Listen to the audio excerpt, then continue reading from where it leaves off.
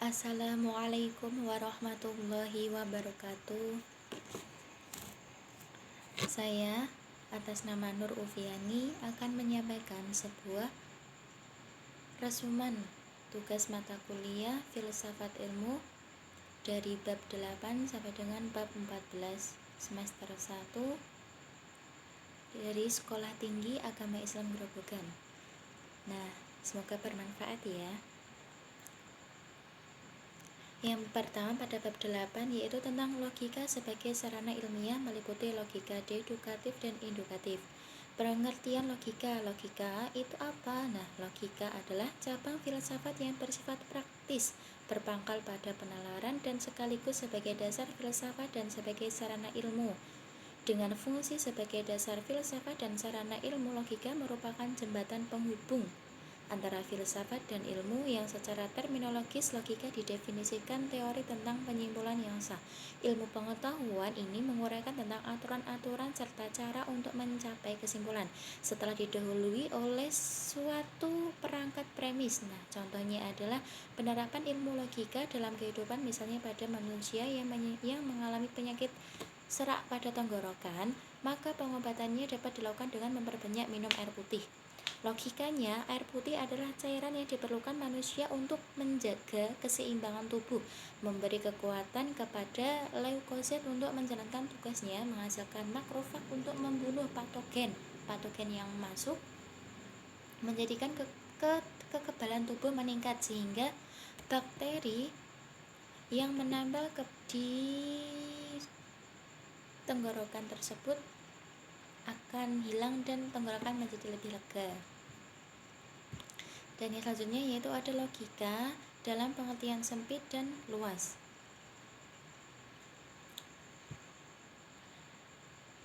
Ini termasuk macam-macam logika ya.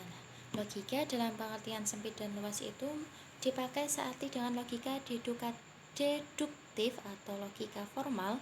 Sedangkan dalam arti luas, pemakaiannya mencakup kesimpulan-kesimpulan dari berbagai bukti dan tentang bagaimana sistem penjelasan disusun dalam ilmu alam. Yang kedua yaitu ada logika deduktif dan induktif. Logika deduktif adalah cara berpikir dengan menggunakan premis-premis dari fakta yang bersifat umum, yang khusus yang menjadi kesimpulannya. Logika induktif merupakan cara berpikir yang berdasarkan fakta-fakta yang bersifat khusus terlebih dahulu dipakai untuk penarikan kesimpulan. Selanjutnya yaitu ada logika formal atau yang dikenal sebagai minor dan material yang dikenal dengan mayor. Logika formal atau disebut juga logika minor mempelajari asas aturan hukum-hukum berpikir yang harus ditaati agar orang dapat berpikir dengan benar dan mencapai kebenaran. Sedangkan logika material atau mayor mempelajari langsung pekerjaan akal serta menilai hasil-hasil logika formal yang mengujinya dengan kenyataan praktis yang sesungguhnya. Selanjutnya yaitu ada logika murni dan terapan. Logika murni itu merupakan pengetahuan mengenai asas atau aturan logika yang berlaku umum pada semua segi. Logika terapan adalah pengetahuan logika yang diterapkan dalam setiap cabang ilmu, juga dalam pembicaraan yang menggunakan bahasa sehari-harinya. Selanjutnya ada logika filsafati dan matematik. Logika filsafati merupakan ragam logika yang mempunyai hubungan erat dengan pembahasan dalam bidang filsafat. Sedangkan logika matematik menelaah penalaran yang benar dengan menggunakan metode matematik serta bentuk lambang yang khusus dan cermat untuk menghindarkan makna ganda. Selanjutnya yaitu ada pengertian penalaran. Apa itu penalaran? Nah, penalaran itu adalah kemampuan manusia untuk melihat dan memberikan tanggapan tentang apa yang dia lihat. Setelah dia lihat, maka dia dapat memberi tanggapan. Contohnya ada perbedaan burung dengan manusia. Saat ada suatu peristiwa terjadinya kabut, burung akan terbang untuk menghindari kabut tersebut, untuk menghindari polusi udara yang memungkinkan dia tidak bisa bertahan hidup. Sedangkan manusia, ia akan mencari tahu mengapa sampai terjadinya kabut tersebut dan bagaimana cara menghindarinya, terus komponen-komponen apa yang ada di dalamnya, dan juga apa akibatnya dan apa penyakit yang dapat terjadi jika kita lebih mendekati dengan kabut tersebut. Selanjutnya yaitu berpikir ilmiah. Berpikir ilmiah adalah berpikir logis dan empiris. Logis itu merupakan masuk akal, empiris adalah dibahas secara mendalam berdasarkan fakta yang dapat dipertanggungjawabkan. Selanjutnya yaitu metode ilmiah. Menurut Sujono Sumargono adalah metode analisis dan metode sintesis. Metode analisis yaitu cara penanganan terhadap suatu objek ilmiah tertentu dengan jalan memilahkan pengertian yang satu dengan pengertian yang lainnya. Sedangkan sintesis yaitu cara penanganan terhadap sesuatu objek tertentu dengan cara menggabungkan pengertian yang satu dengan pengertian yang lainnya sehingga menghasilkan sesuatu pengetahuan yang baru. Selanjutnya yaitu ada metode non-deduksi. Metode non-deduksi merupakan gabungan dari metode induksi dan metode deduksi. Metode induksi yaitu suatu cara yang dipakai untuk mendapati ilmu pengetahuan ilmiah dengan bertitik tolak dari pengamatan atas hal-hal atau masalah yang bersifat khusus. Setelah diamati kemudian dapat ditarik kesimpulan. Selanjutnya yaitu bab ke-9 ada prinsip-prinsip metodologi menurut pandangan René Descartes. Pengertiannya adalah menurut Suparlan Supartono berpendapat bahwa metodologi adalah pengkajian mengenai bentuk dan model metode aturan yang dipakai dalam kegiatan ilmu pengetahuan. Unsur-unsur metodologi yaitu yang pertama interpretasi, artinya menafsirkan, membuat tafsiran tetapi tidak bersifat subjektif, melainkan harus bersifat objektif untuk mencapai kebenaran yang autentik. Selanjutnya ada induksi dan deduksi. Dikatakan oleh Berling bahwa setiap ilmu terdapat penggunaan metode induksi dan deduksi. Menurut pengertian siklus empiris meliputi berbagai tahapan, yakni observasi, induksi, deduksi, kajian atau eksperimentasi, dan evaluasi. Selanjutnya ada bab ke-10 yaitu tentang prinsip-prinsip metodologi menurut pandangan Alfred Jalles Ayer and Karl R. Popper.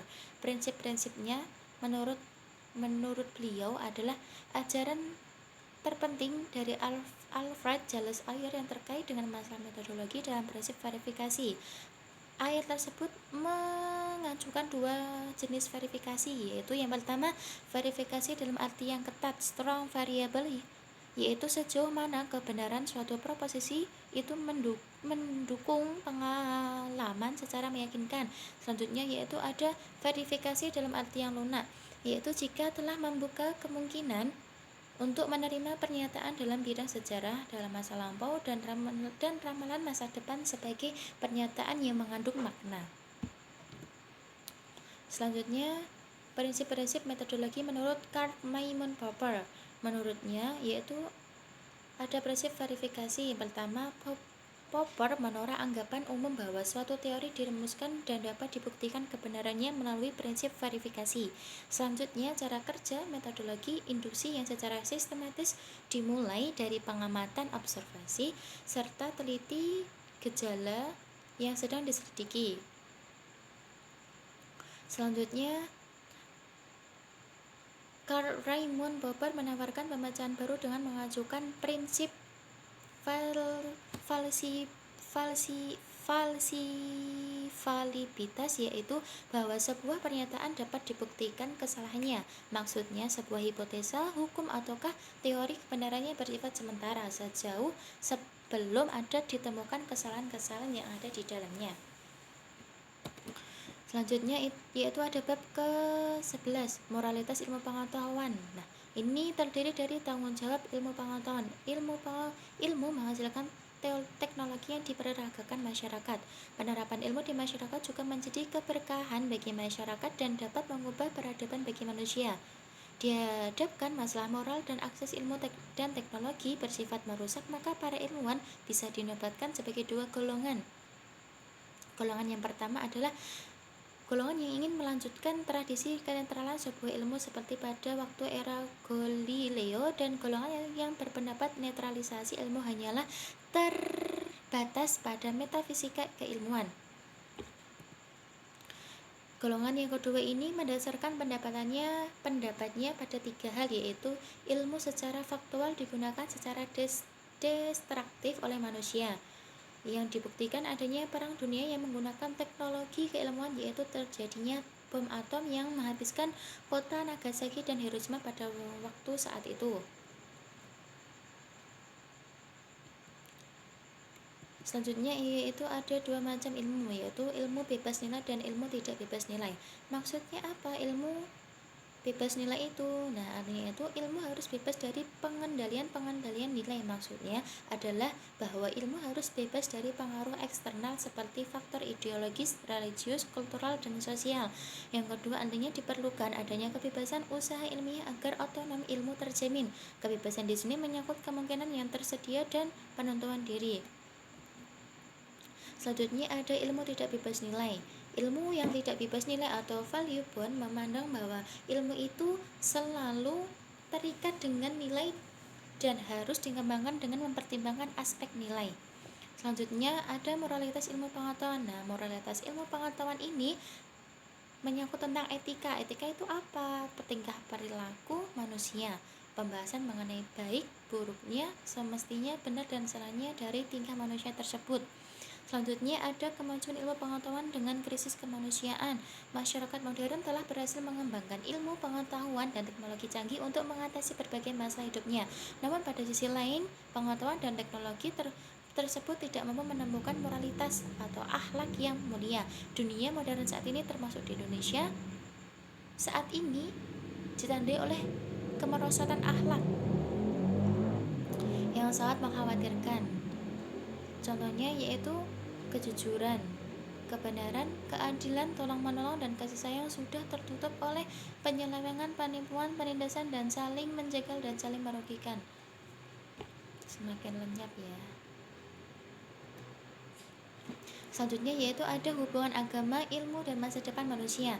Pentingnya agama bagi manusia adalah agama dapat dilihat sebagai kepercayaan dan pola perilaku yang dimiliki oleh manusia untuk menangani masalah-masalah penting dan aspek-aspek alam semesta yang tidak dapat dikendalikannya dengan teknologi maupun sistem organisasi sosial yang dikenalnya.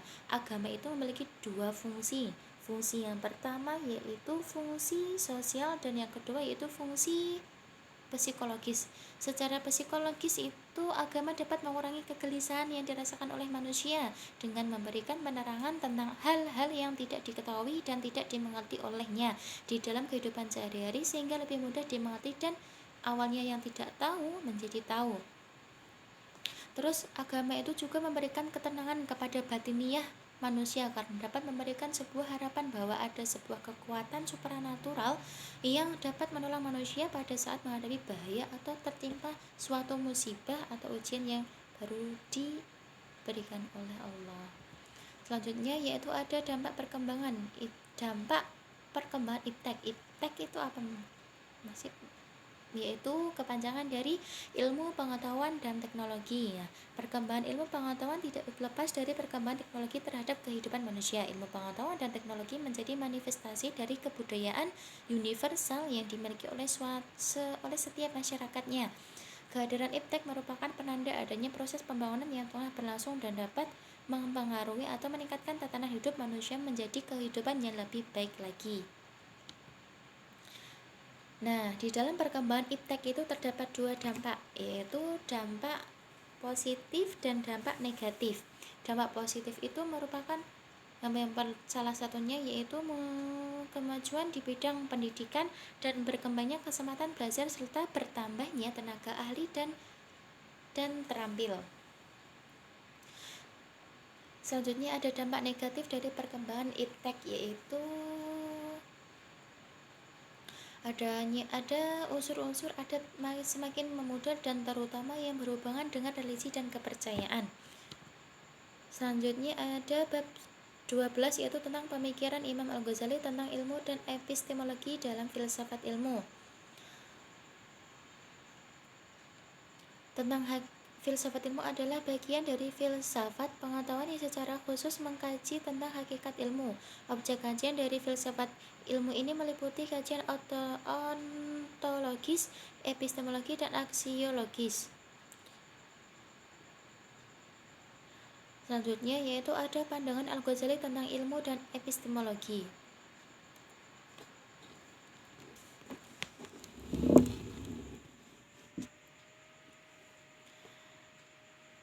Epistemologi dilihat dari segi etimologinya berasal dari bahasa Yunani.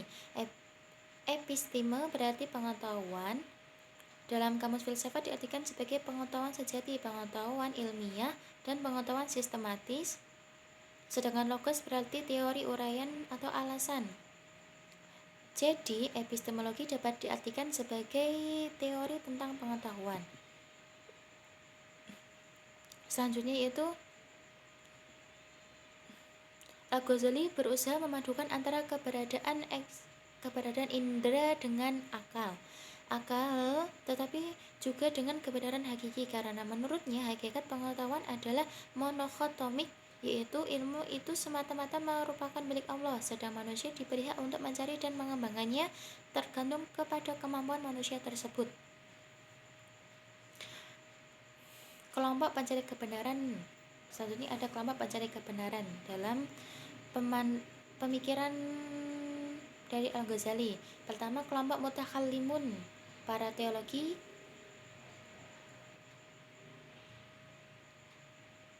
Mereka umumnya positif terhadap pemakaian akal dalam memahami pokok-pokok keimanan. Kelompok ini menggunakan metode debat dengan memperoleh pengetahuan. Mereka yang termasuk kelompok ini memecahkan suatu masalah dengan perdebatan dahulu sebagai tolak ukur kebenaran terakhir yang disertai dengan sebuah konsensus. Yang kedua itu ada kelompok batiniyah yang terdiri dari pengajar yang mempunyai wewenang ta'alim, yang ta'lim menyatakan bahwa merekalah yang mendapatkan kebenaran yang datang dari seorang guru yang memiliki pribadi sempurna dan tersembunyi.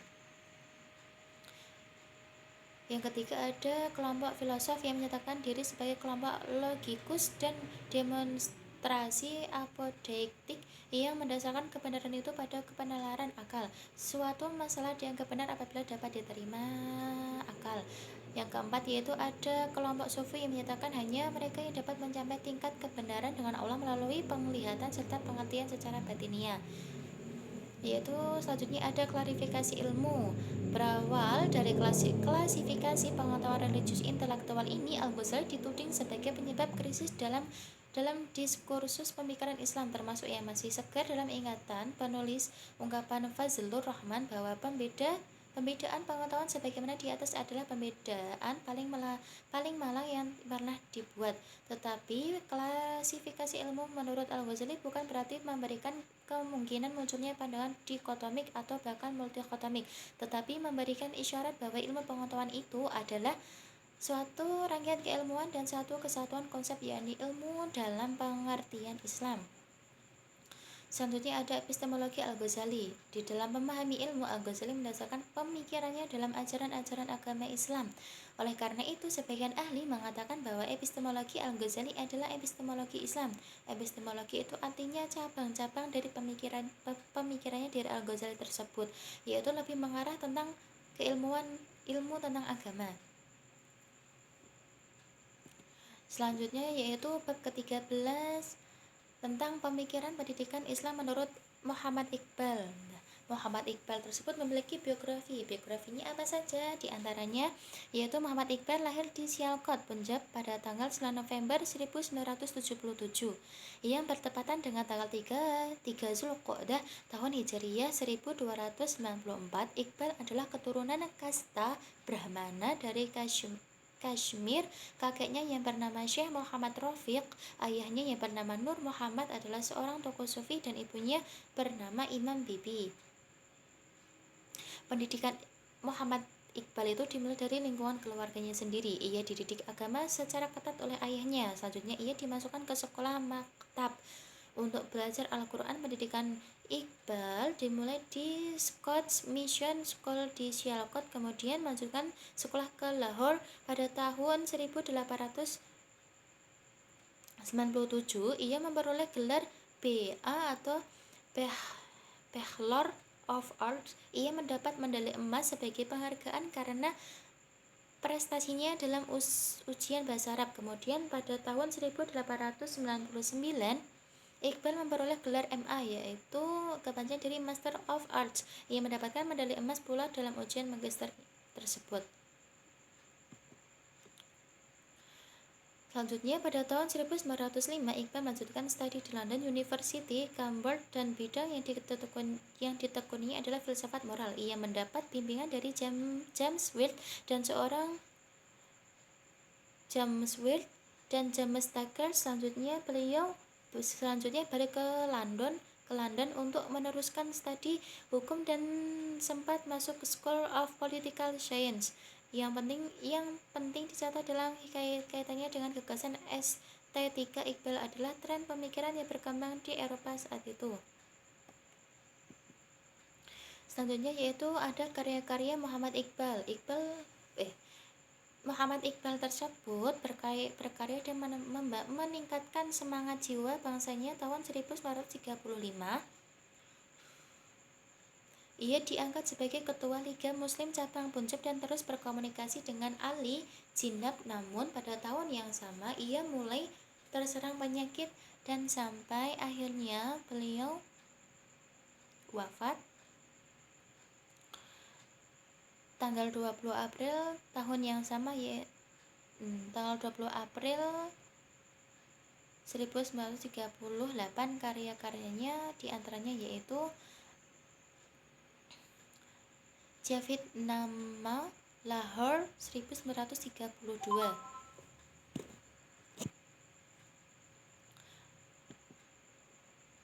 Selanjutnya yaitu ada tujuan. Adapun rincian tujuan pendidikan itu diantaranya pendidikan tidak semata-mata untuk mencapai kebahagiaan hidup di dunia, hidup di akhirat dalam pengenalan jiwa dan Tuhan. Tujuan akhir dari pendidikan hendaknya dapat memperkokoh dan memperkuat individualisme dan meningkatkan manusia itu menjadi lebih baik lagi. Selanjutnya ada materi pertumbuhan individualitas peserta didik. Pertumbuhan dan perkembangan individu menurut kegiatan yang intensif dan aneka ragam serta tak kenal putus dalam perbuatan individu yang bersangkutan dengan lingkungan yang berlangsung dan terus menerus dan timbal balik, mencakup segi material maupun budayanya. Selanjutnya itu ada metode. Metode pendidikan merupakan bagian dari alat-alat pendidikan dalam upaya untuk mencapai tujuan pendidikan. Berdasarkan pertimbangan periode perkembangan anak didik, adapun metode menurut Muhammad Iqbal yaitu self-activity, metode yang terbuka bebas bagi keaktifan sendiri. Metode ini digunakan untuk mencari potensi diri atau mengembangkan potensi diri peserta didik dengan mengembangkan potensi dengan kebebasan mengembangkan kreativitas sesuai dengan yang dikehendaki.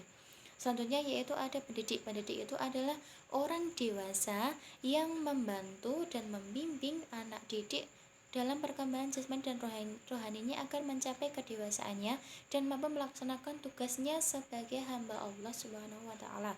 Selanjutnya bab yang ke-14, bab yang terakhir adalah strategi pengembangan ilmu keislaman di Indonesia. Nah, ada poin yang pertama yaitu pengertian ilmu keislaman. Ilmu keislaman adalah segala sesuatu yang bertalian dengan agama Islam. Pada awalnya, ilmu-ilmu dalam perkembangan dalam bidang qiraah, tafsir, dan hadis, kemudian menyusul ilmu fikih.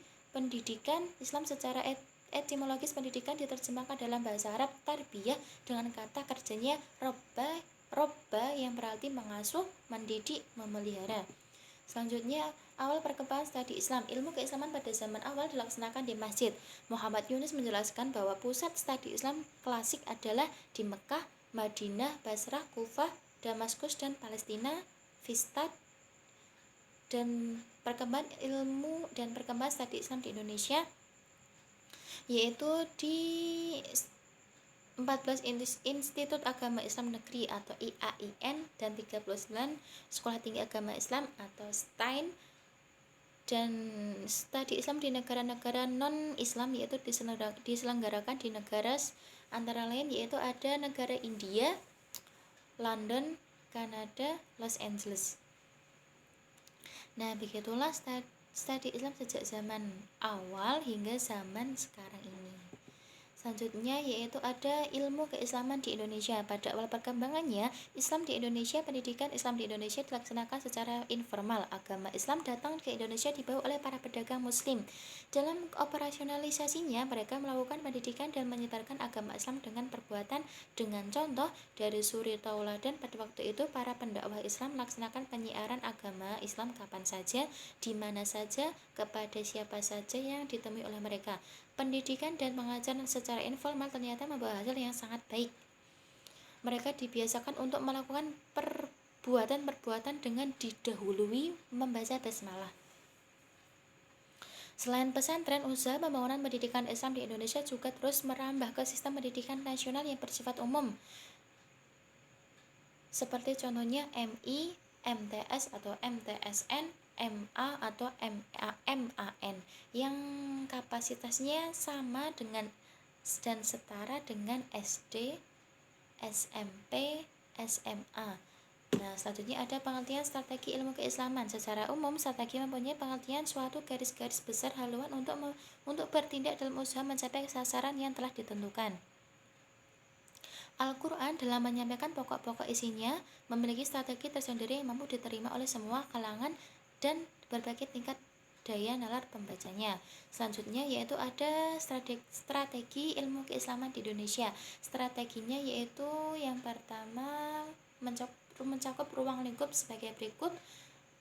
Ada motivasi ke kreativitas anak didik ke arah pengembangan iptek itu tersendiri, di mana nilai-nilai Islami menjadi acuannya. Yang kedua yaitu mendidik keterampilan memanfaatkan produk iptek bagi kesejahteraan hidup masyarakat pada umumnya dan umat Islam di Indonesia. Selanjutnya yaitu ada perencanaan program pendidikan Islam. Dalam merencanakan program ini perlu mengidentifikasikan masalah pokok, yaitu apakah ajaran Islam memberikan ruang lingkup berpikir kreatif manusia dan sejauh mana ruang lingkup tersebut diberikan kepada manusia. Yang kedua yaitu potensi psikologis apa sajakah yang menjadi sasaran pendidikan Islam, terutama dalam kaitannya dengan kreativitas yang berhubungan dengan perkembangan iptek, yaitu ilmu pengetahuan dan teknologi. Nah, sekiranya itu yang dapat saya sampaikan atas resumen filsafat ilmu dari bab 8 hingga bab 14. Mohon maaf apabila ada kesalahan atau kurang lengkapnya dalam penyampaian materi yang telah saya sampaikan atau resumen yang telah saya buat. Dan apabila dalam penyampaian saya banyak berlibatnya, mohon maaf yang sebesar-besarnya. Semoga dapat bermanfaat untuk kita semua, baik di dunia maupun di akhirat. Jazakumullah khairan katsiran. Wassalamualaikum warahmatullahi wabarakatuh.